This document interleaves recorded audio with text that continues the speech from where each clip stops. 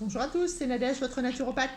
Alors aujourd'hui, je voulais faire une petite vidéo parce que je me suis rendu compte que quelquefois, où j'étais pas très claire, ou alors c'était tellement évident pour moi que euh, les associations alimentaires, la digestion, tout ça, c'était pas très très bien compris.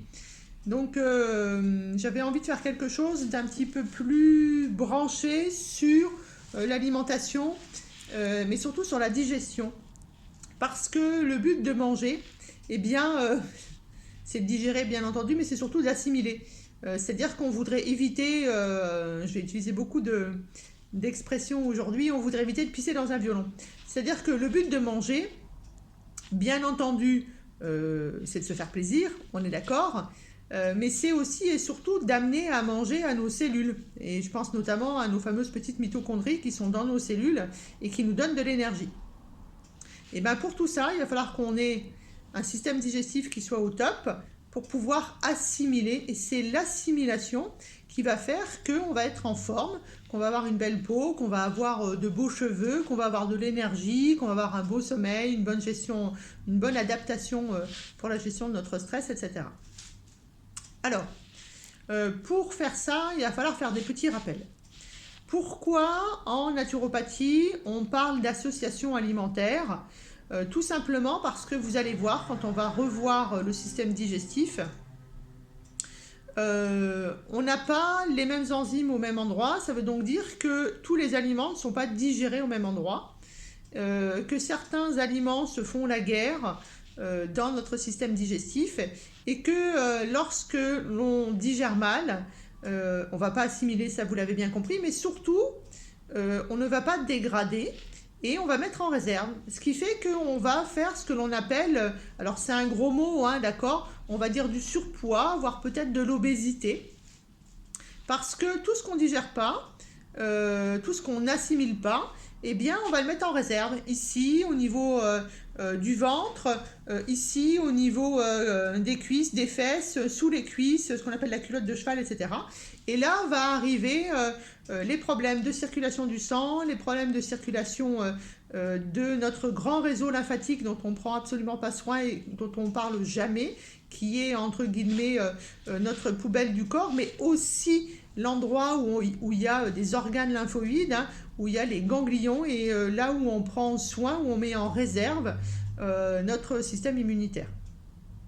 Donc on va commencer par le début et on va reprendre. L'appareil digestif, il commence ici, par la bouche, et il se finit au rectum.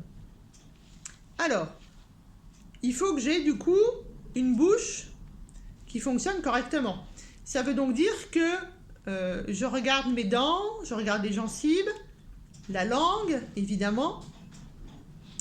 Et il faut que, ça je pense que tous les naturopathes vous le disent, vous l'avez déjà entendu, il faut mâcher. Premièrement parce que lorsque vous allez commencer à mâcher, vous allez envoyer un signal de satiété, en tout cas pour mettre en route le timer de la satiété, pardon, c'est des S avec mon cheveu sur la langue, c'est compliqué, qui va dire là au patron là-haut, attention, je commence à manger, normalement dans 20 minutes la satiété est là. Deuxièmement, ce que vous mangez, ce sont des grosses molécules. Il est bien entendu qu'on va prendre un morceau de viande par exemple, vous prenez un morceau de viande comme ça, vous l'envoyez dans la bouche. Si vous n'avez pas l'effet broyage des dents, malaxage de la langue qui est renvoyé sur le palais, bien entendu que ce gros morceau de viande, eh ben, il va se coincer dans votre petit tuyau de l'œsophage. Et puis, c'est parce qu'il va y avoir toutes ces actions dites mécaniques de broyage, de tangage, etc., etc., qu'il va y avoir les glandes salivaires qui vont injecter par petits jets comme ça, comme lorsque vous allumez le truc, pardon, le tuyau pour l'arrosage, ben voilà, ben les glandes salivaires, elles vont faire la même chose, elles vont envoyer notamment une enzyme très importante qui s'appelle l'amylase. Et si on coupe un petit peu le mot, on voit ami et ase. À chaque fois que ça finit par ase, c'est une enzyme digestive. Et bien ami, c'est le AM de amidon. Ce qui veut dire que vous avez déjà bien compris qu'au niveau de la bouche, on va digérer, en tout cas commencer la digestion de tout ce qui est amidon.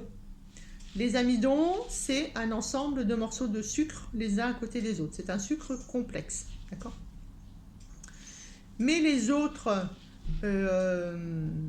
aliments qui rentrent dans la bouche, je pense aux protéines, je pense aux lipides, eh bien ils vont entre guillemets subir le broyage, en tout cas des dents, de la langue, etc.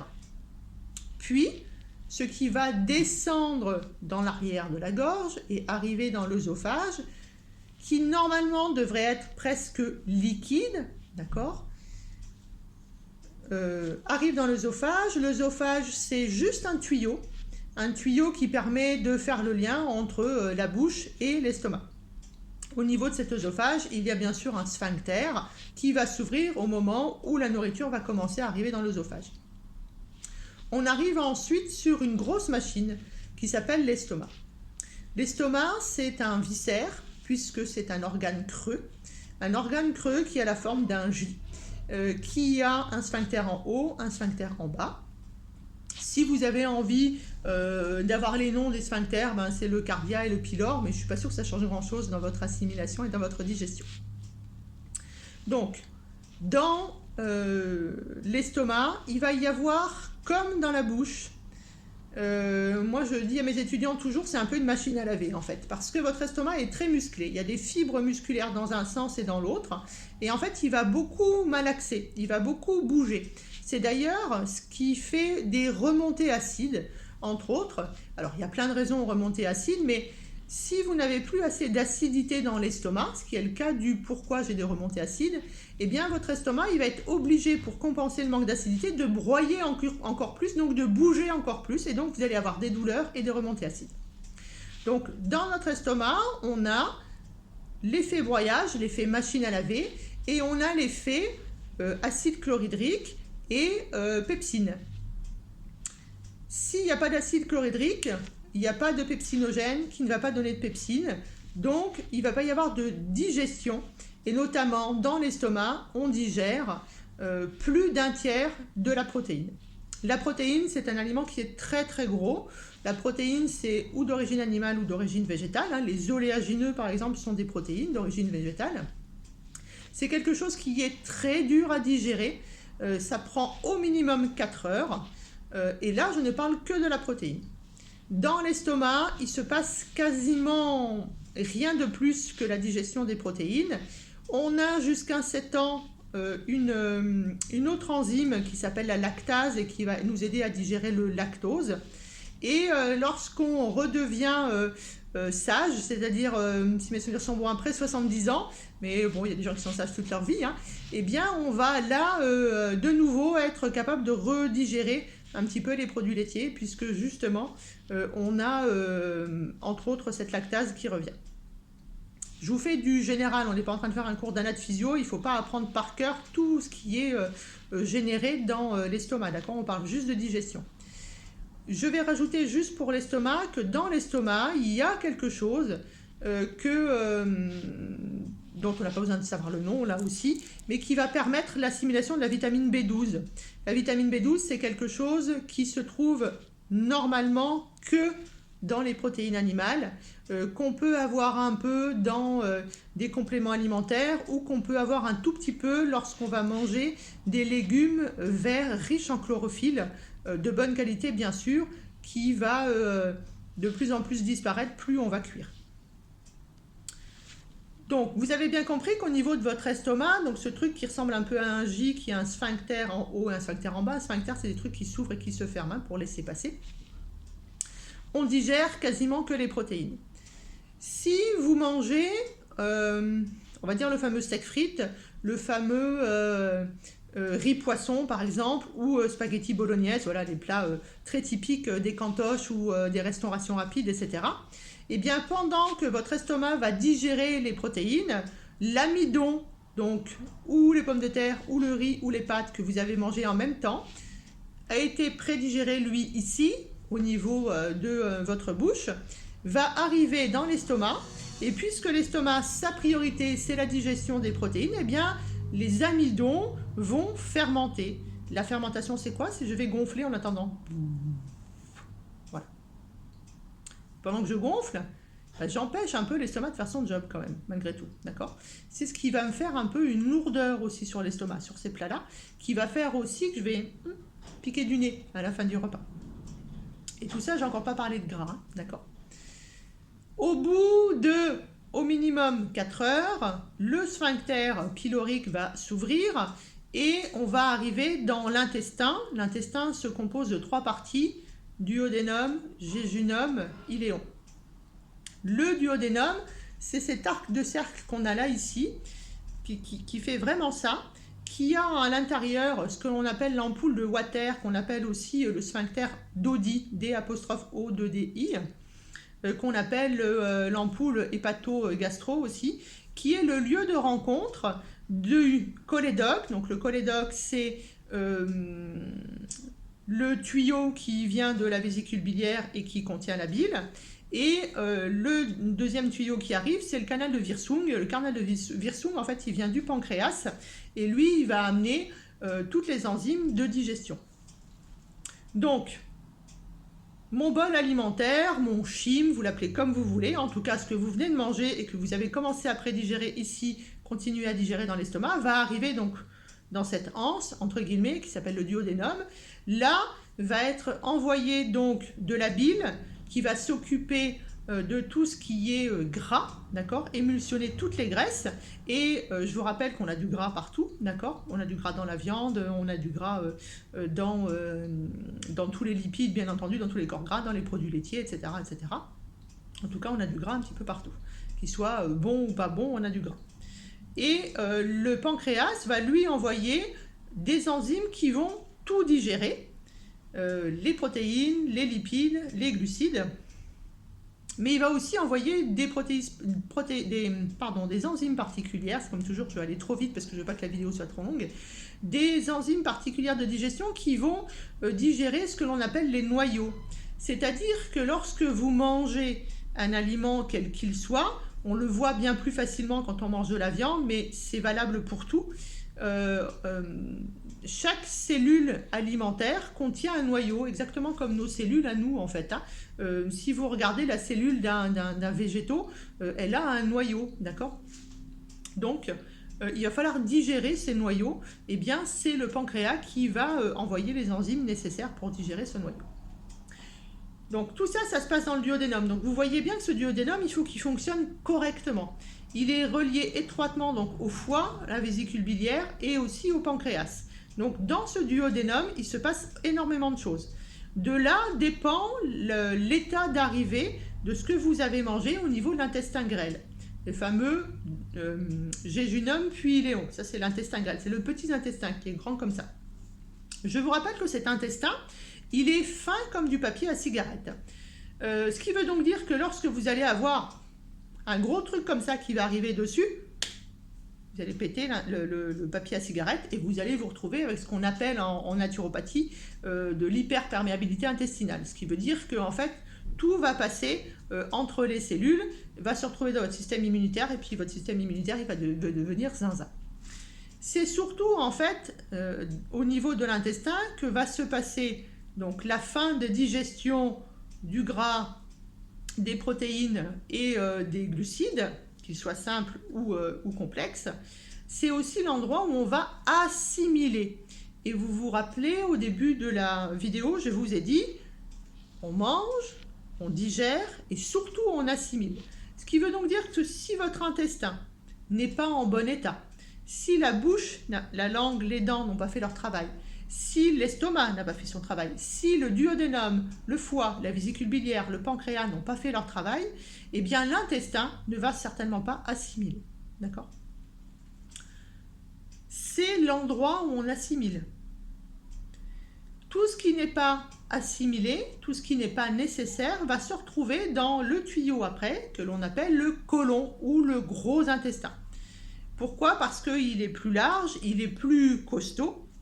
Ce côlon, en fait, il va commencer ici à droite. On l'appelle le côlon droit ou le côlon ascendant, puisqu'il remonte. Ici, on va avoir le côlon transverse. Et là, on va avoir le côlon gauche, parce qu'il est à gauche, ou le côlon descendant.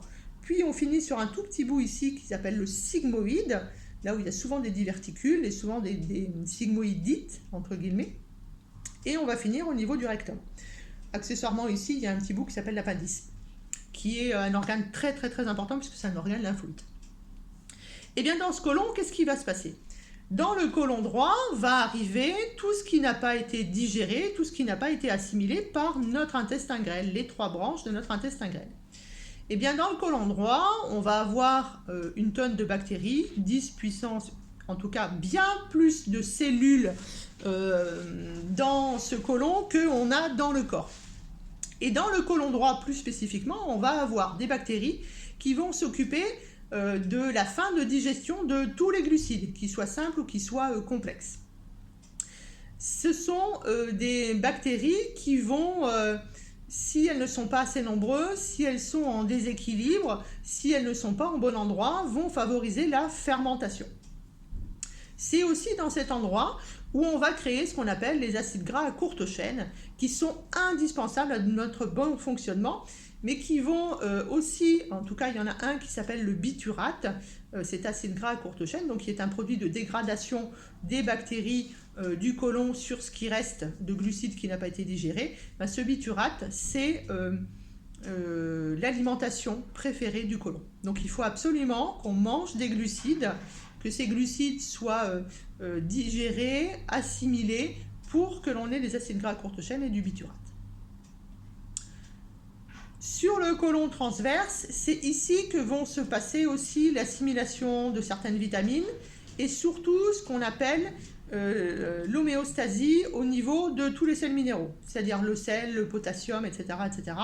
C'est ici qu'on va réabsorber de l'eau ou remettre de l'eau, en fait. C'est le côlon transverse, alors plein d'autres choses, on est d'accord, vous savez très bien que le corps, c'est toujours des liens organe plus organe plus organe, hein, d'accord. Mais en tout cas, c'est ici que se fait la gestion de l'eau.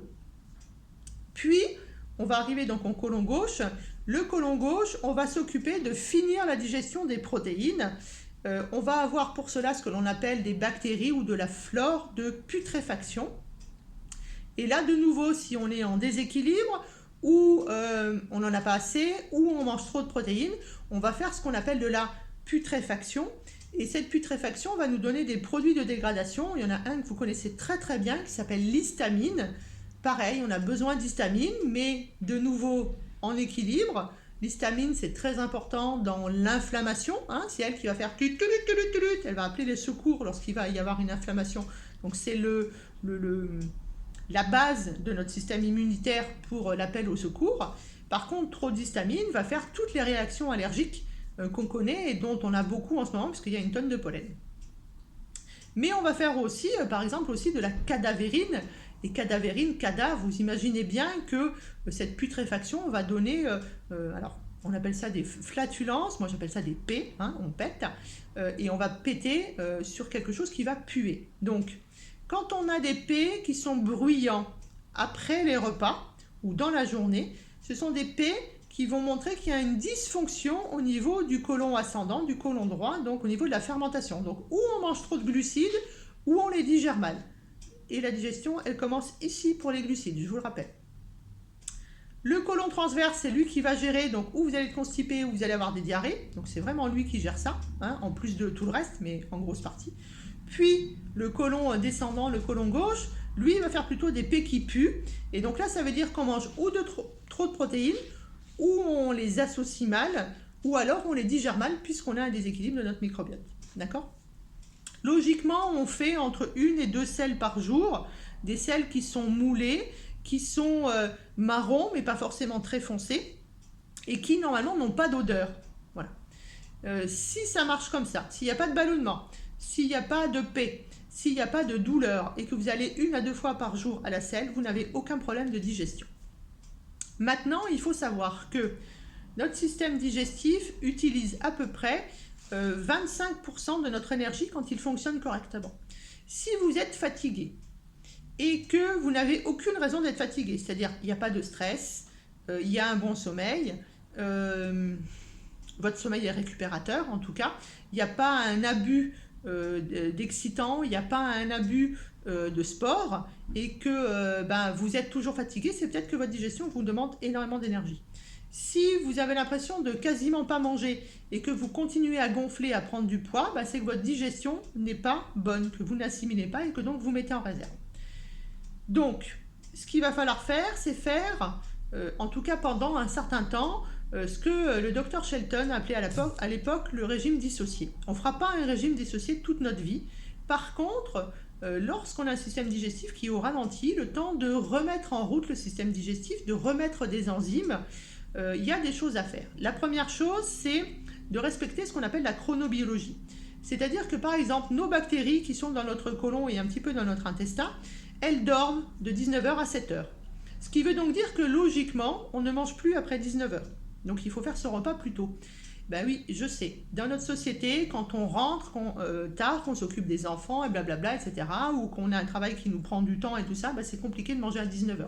Ben dans ces cas-là, c'est peut-être le moment de faire un jeûne intermittent le soir. Ou alors de se dire, ben je vais manger très léger, quelque chose qui va être facile à digérer.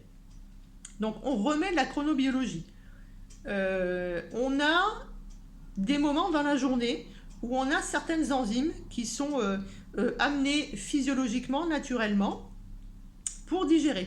Notamment, on digère bien mieux les protéines le matin et à midi. On n'a plus d'enzymes protéolytiques, donc oléolytiques, qui va casser les protéines le soir, par exemple. Donc on dit qu'on ne mange pas de protéines le soir. Voilà, donc on fait de la chronobiologie, on mâche, on mange dans le calme, bien entendu, on respire, puisque le système digestif, la digestion, donc l'assimilation se fait grâce au système parasympathique, vous savez, celui qui nous permet d'être zen, d'accord? C'est le système parasympathique qui innerve tout ça et qui gère la bonne digestion. Donc ça veut dire que on ne mange pas un sandwich debout en courant entre deux clients, entre deux patients, entre deux, enfin je ne sais pas ce que vous faites dans la vie, entre deux vis à tourner ou entre deux clients à la caisse ou je ne sais quoi ou je ne sais quoi. D'accord? On prend son temps, on se pose, on peut prendre que 20 minutes pour manger, parce que vous avez bien compris que la satiété arrive à partir de 20 minutes. Par contre, on le fait dans le calme, on le fait assis, on le fait posé, on écoute de la musique, on respire et on ne joue pas sur son téléphone ou on ne regarde pas une vidéo ou des choses comme ça. Ok? Ensuite, une fois qu'on a mis de la chronobiologie, qu'on a mis du calme, qu'on a mis du système parasympathique, eh bien on va faire attention aux associations alimentaires. Donc, comme le disait le docteur Shelton, on va faire, entre guillemets, un petit peu de dissocier pendant un petit moment, le temps que tout ça se remette en route. Alors, faire du dissocier, ça veut dire quoi? Ça veut dire qu'il y a des choses qu'on ne va pas associer ensemble parce qu'on sait que ça met à mal notre système digestif. Et tant que c'est pas réparé, tant qu'on est fatigué, tant qu'on a des maux digestifs, on fera du dissocié. Il n'y a pas de risque de carence si on ne fait pas ça toute sa vie, ok? Parce que ça, j'arrête pas de l'entendre, il y a carence avec le dissocié. Non, il n'y a pas de carence avec le dissocié. Forcément, vous allez perdre du poids parce que forcément, vous allez assimiler ce que vous mangez, vous allez arrêter de faire des réserves. Et perdre du poids, bah, ça ne veut pas dire qu'on est en carence, ok? Et surtout, vous allez bien mieux assimiler, donc vous serez d'ailleurs encore moins en carence. Alors, qu'est-ce qu'on va faire comme association alimentaire? Première chose, ça je le dis tout le temps, on sort les fruits des repas. Sauf chez les personnes qui sont diabétiques ou qui sont à risque de diabète. Okay. Donc les fruits, c'est plutôt aux collations ou alors on attend au moins 1 heure avant de manger un fruit. On a le droit de manger comme fruits de la papaye, de l'ananas ou des pommes mûres. Parce que ces 3 aliments contiennent de la bromélaïne pour l'ananas, de la papaïne pour la papaye et la pomme, c'est quelque chose il y a de la pectine mais c'est pas que ça, qui va nous aider à digérer. Okay, donc ceux-là, on a le droit. On a le droit aussi, si on ne peut pas s'arrêter comme ça sans manger de sucre, de manger une compote. Bien entendu, une compote maison, sans sucre ajouté, parce que la compote, ça rentre, ça sort, ça ne demande pas du tout d'énergie. Donc, on ne finit jamais sur un fruit, on ne finit jamais sur du sucre. Ça veut dire pas de yaourt, pas de bonbons, pas de pâtisserie, etc. etc. Hein, pas de bout de chocolat noir, parce qu'il y a du sucre dans le chocolat noir. Et surtout pas de café. Parce que tout ça, ça bloque, ça arrête votre digestion. Votre cerveau a besoin de sucre pour fonctionner. Ça veut donc dire qu'à partir du moment où je mange du sucre, il va y avoir une alerte dans le corps qui va dire ding, ding, ding, ding, ding, vite, c'est pour mon cerveau. Donc j'arrête tout ce que je fais, je prends le sucre, je le digère, je l'assimile. Et bien en attendant, tout le reste, ça fermente, ça putréfie. Okay, et on repart sur les désagréments dont je vous ai parlé tout à l'heure. Donc première chose à faire, terminer. Plus de sucre à la fin du repas, plus de café à la fin du repas. On a le droit à ce que je vous ai cité.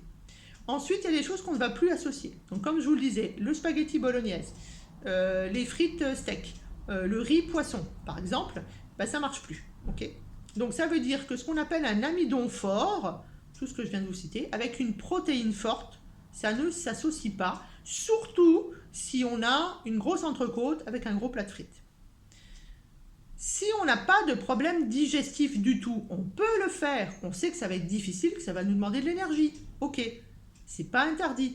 Là, je parle pour les gens qui ont des problèmes de digestion. Ensuite, on n'associe pas tout ce qui est acide avec des amidons forts. C'est-à-dire que par exemple, les spaghettis, les pâtes, les coquillettes, ce que vous voulez, avec de la sauce tomate, ça ne marche pas. D'accord ? Je vais prendre un plat très connu et plutôt à la mode qui s'appelle le chili con carne. Dans le chili con carne, vous avez des haricots rouges, c'est des protéines végétales.